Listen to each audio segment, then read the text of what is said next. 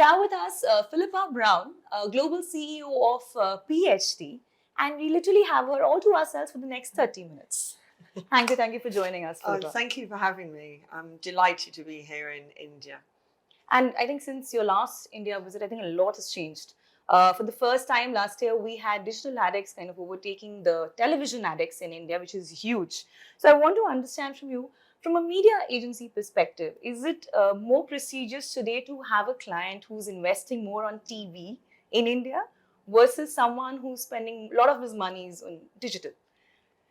Well, that's a really good question. The way we look at it, it's not one or the other. It's really what is the best mix to deliver the objectives of your client's business. And we have a brilliant tool called Investment Planner, which sits within our platform, Omni. And Investment Planner helps us understand how much we'll be spending on TV versus other channels like digital. And so we never really focus on whether it should be TV or digital. We really do focus on what's the best for our clients to reach their target market. And that's the way we always approach it. So we're very media neutral, as opposed to which way we should go. Okay. And in the late 80s, if I may say so, most media agencies were focused largely on the media buying process. PhD at that point in time had emerged as this challenger brand, which stood for creative, strategic media planning. It's been many years, decades since then, and you're a much larger, older agency. Do you still consider yourself as a challenger brand? Yes, we do. And I think the thing that gets misinterpreted by challenger is that it's about the size of a business. It's not. It's about a mindset. And our mindset is very much about thought leadership, pushing the boundaries, challenging the status quo, innovating, anything to do with creativity. So that is still central to our DNA and really at the heart of our core values. So that remains without a doubt. And some of our largest brands like Diageo, for example, have a challenger mindset as well. And they're one of the largest companies in the world. So it's not necessarily about size, it's more about behavior and mindset. Okay. And on one hand, you have scarcity of attention from consumers, which I would call a challenge. On the other hand, you have this option where the consumer is available 24/7 across mediums, which I would call an opportunity.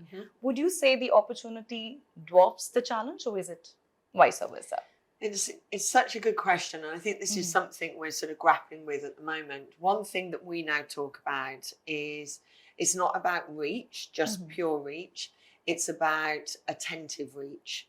So we've built this algorithm into Omni, which allows us to measure attentive reach, not just pure reach. So we spend a lot of time looking at which channels will give us the best attentive reach, not just reach. And so if you can blend the two of them, then that's really what we're looking for, is really I suppose the sweet spot, as they say. Okay. And interestingly, I think you were appointed the CEO of PhD, Global CEO, a little before the pandemic, 2019. Yeah. Did the Black Swan event that we all came across tamper with your blueprint for the agency globally? Yes, I mean, it really did. I had been running Omnicom Media Group in the UK, and I'd always been based in London and UK based. And when I was given this opportunity by Omnicom to become worldwide CEO, I was very excited. And I imagined myself, going to see the 6,000 staff that I have across the world. And then, yes, the 6 months later, the pandemic hit. And I basically ran the network from my bedroom in London, which was rather disappointing. So yes, we had to, like everyone, we had to change the way we operated. It was all remote. And now I'm just so delighted that we're out and about and meeting people face to face, like here in India. So it was a very, very difficult start. It didn't stop us though from doing great work. Right. We during that period, we just won Diageo, so we transitioned Diageo. We won Chanel over that period. We won Ekaterra. We had brilliant retention rates. We became media network of the festival at Cannes in 2021. So we still did fantastic work. We just did it in a different way. We had to adapt really quickly to that. So it wasn't the start I was expecting. And now I feel like I'm sort of, on the road, seeing different markets, getting to see clients face to face, because I do believe you can't beat face to face interaction. It's the best way. But we did well. We had 3 very successful years, or two very successful years, which was great. Which are the big clients you're meeting while you're here in India? I'm here. Well, I'm seeing a number of clients. I'm seeing VW Group. I'm meeting with HSBC. I'm meeting with Diageo. So I'm seeing a number of clients, which is great.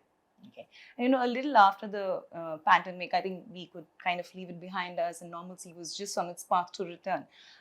We saw the slowdown in Europe. Yeah. I want to understand from you, how did that impact PhD's revenues globally, and of course specifically in India? Yes, I mean, PhD, it started in London, but actually our biggest office is in America, and we have been growing hugely in APAC as well, including India. As you know, we had brilliant billings growth in 2022.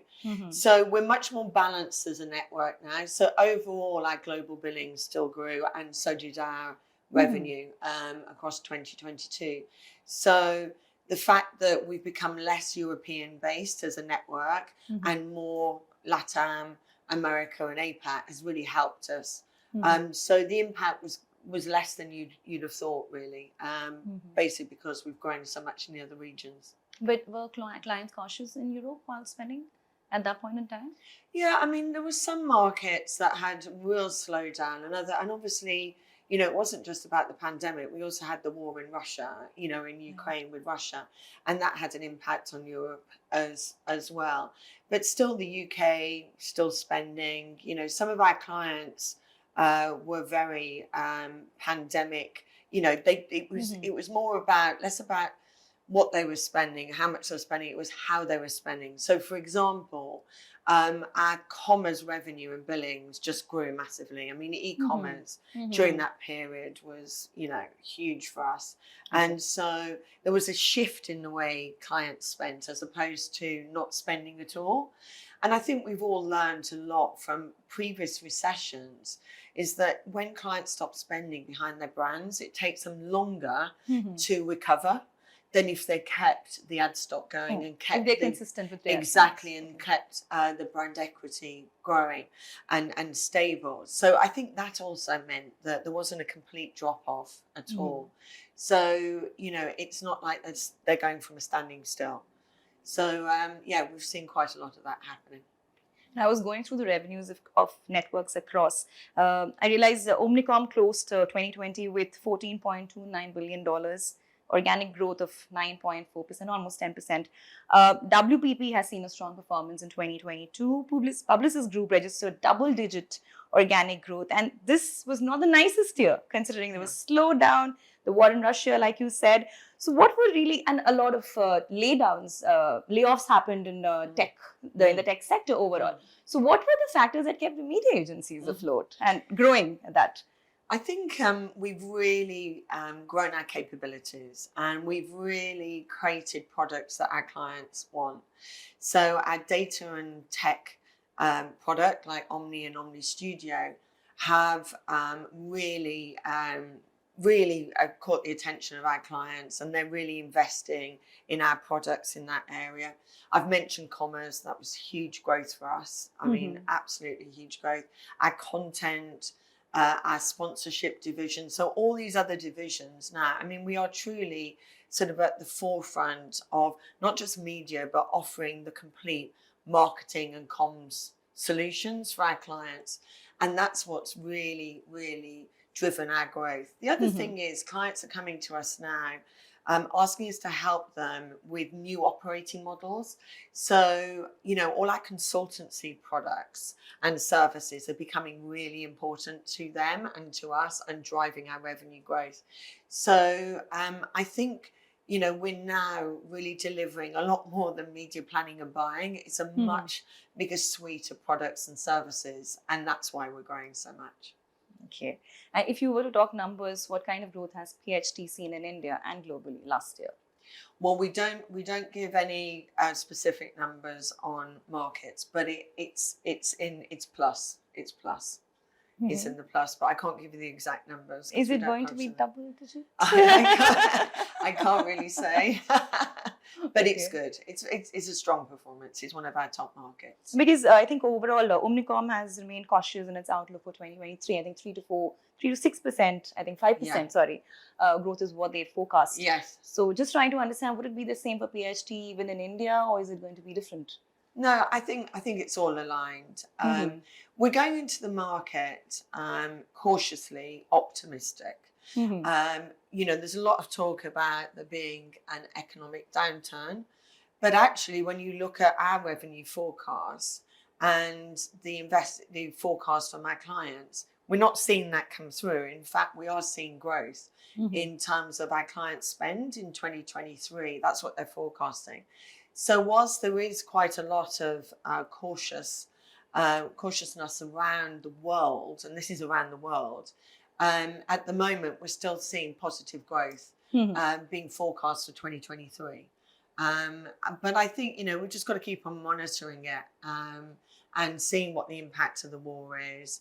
Seeing, there's some still supply issues. There's obviously impact of inflation in different markets.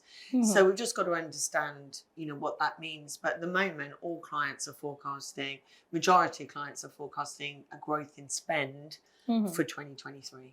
Okay, and just want to understand, where does India fit in the scheme of things for PHT? What kind of revenue contribution does it have overall for Well, PHT Global? yeah, A rough number would do. it's an important market. It's a top 10 market for us, yeah, without a doubt. Okay. And we've seen a lot of layoffs happen in the tech sector. Did you see a lot of good talent come back to the agency? That has been a challenge. Did Yeah, you see this work out in favor of agencies? This. definitely, without a doubt. I was talking to the team earlier in the town hall that obviously we had the Great Resignation, which happened, at the beginning of COVID, and people were going off and doing other roles and going to tech companies. We've actually calling it now the Great Return, Mhm. because we're having lots of people come back from those tech companies, and that's meant that the pool of resource, I mean, it's been great for us, because we've got real capability and talent coming back into the industry. And agencies are a very attractive place to work. We work on all different types of clients. You can learn lots of different skills. We invest in our people. I was just talking about some of our training and learning and development programs we're putting in place for this year. Mhm. And so, and we have flexibility of working as well. So, it's a very attractive place to be. So yeah, we're having people return from those businesses back to us, which is great. Fabulous. So you spoke about your global clients. Which are the biggest Indian clients at this point? The biggest clients that we have In globally. India. Yeah. In India. In India. So VW Group would be one Mhm. of our largest clients globally, as would Diageo, is huge. Skoda, VW, Audi, all the Diageo brands are very, very big here in India.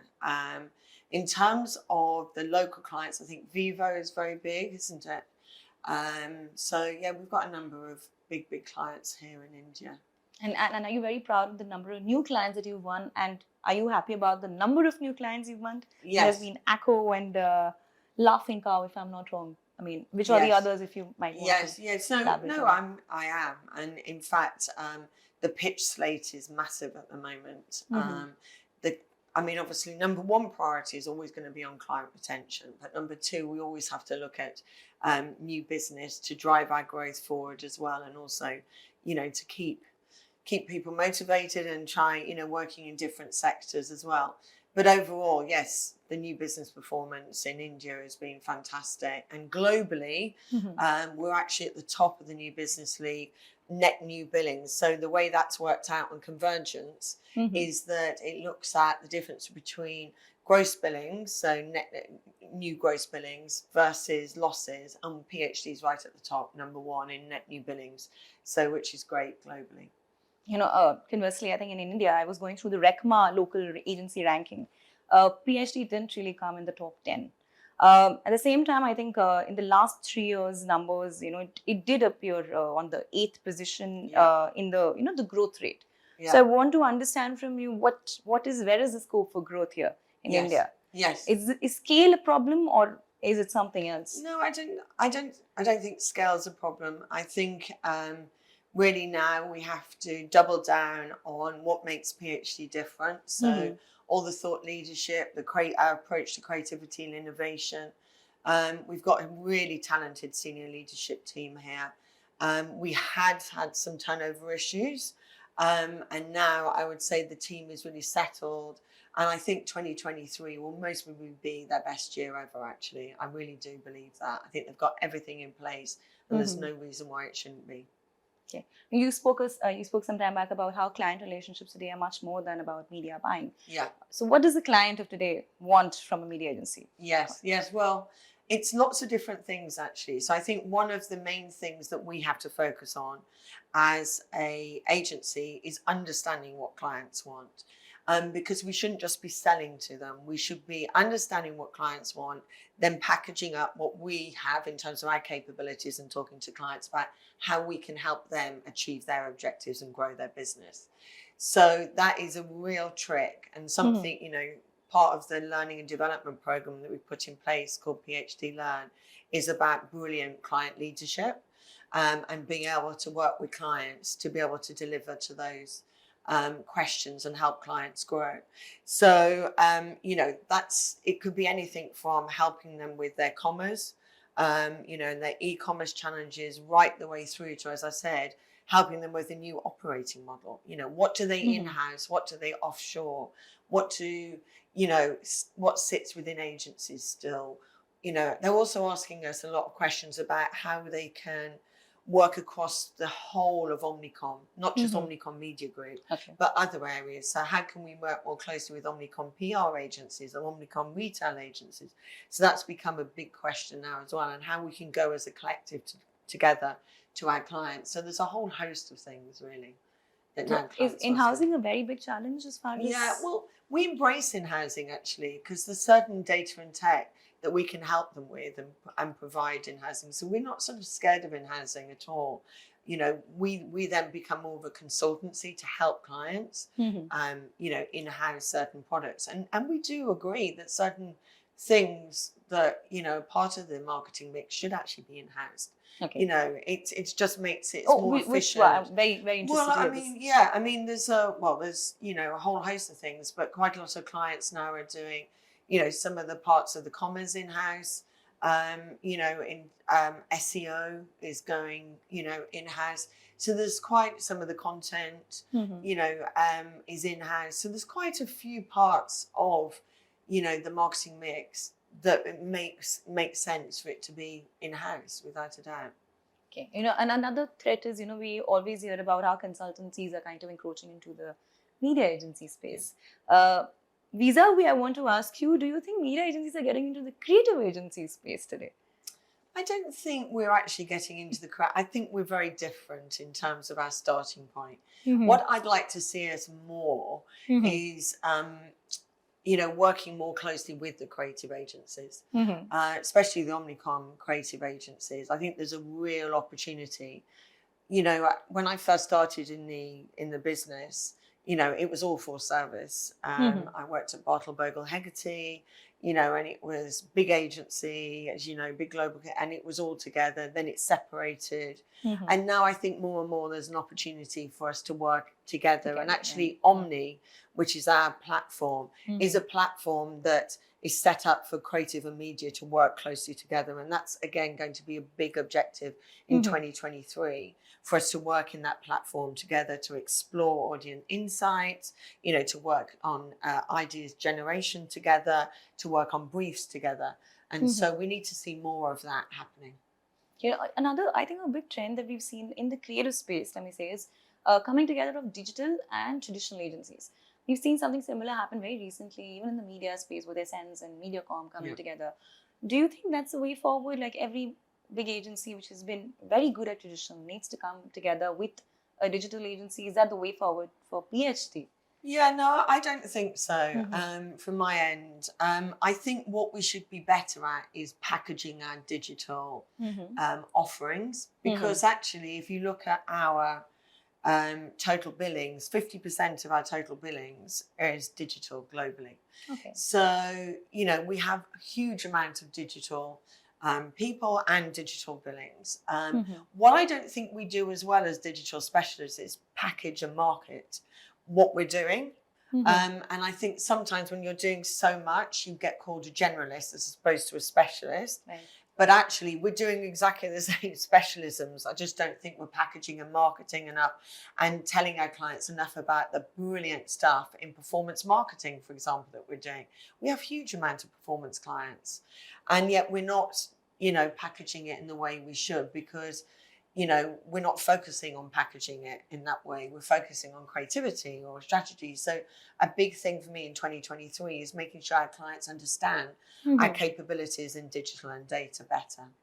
Okay. And you spoke about how more than 50% of your billings are on the digital side. Yeah. How is it in India? That was globally, I'm guessing. Yeah, exactly. In India, it's about 25-30%. Digital. Yeah, 20%, digital. 25 digital. Yeah. I mean, obviously, there's always definitions Mm-hmm. in what is digital and what isn't, but it's a big portion of their spend, about a third, I would say. Yeah. And another thing we are noticing now is, there's a lot of talk about how Chat GPT may eat away agency jobs. Yes. I want to understand from you, have you formalized ways by which it can actually aid the process of media buying? Yes. Is it in the pipeline, or is it already there? Yeah, I mean, it's completely in the pipeline. We've got a working party on it at the moment. It's really exciting. Mm-hmm. I think it will enhance what we do. Mm-hmm. I don't think it's going to replace jobs, because having looked at a few demos of what it can do, you need human interaction, you know, because it's not, the answers aren't always correct. In fact, they're never correct. But what it does is they stimulate thinking.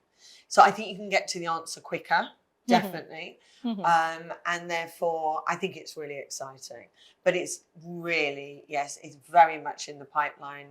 I know John Wren talked about it in the earnings call, and you will be seeing some announcements in the next couple of months about our product and how we're going to market. It's very, very exciting.